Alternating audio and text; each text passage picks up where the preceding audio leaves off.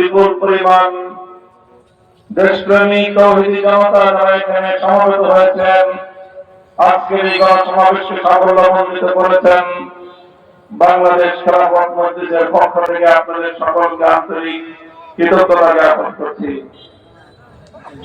সংগ্রামী উপস্থিতি, আজকে আমরা বাংলাদেশে খুবই গুরুত্বপূর্ণ কিছু প্রশ্ন এবং ইতিহাসের একটি গুরুত্বপূর্ণ টার্নিং পয়েন্ট বাদ বদলের মুহূর্তে আমরা এসে উপনীত হয়েছি।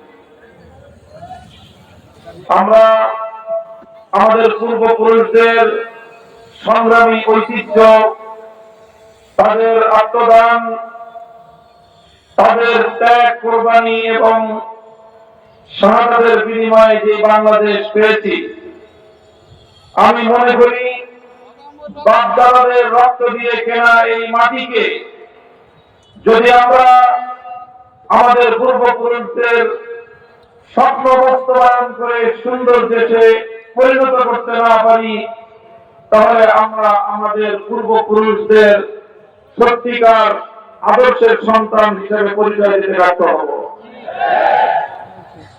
বাংলাদেশ এমনিতেই গড়ে ওঠেনি, এর পিছনে অনেক সংগ্রাম এবং অনেক ঐতিহ্যের সংগ্রামের অবদান রয়েছে।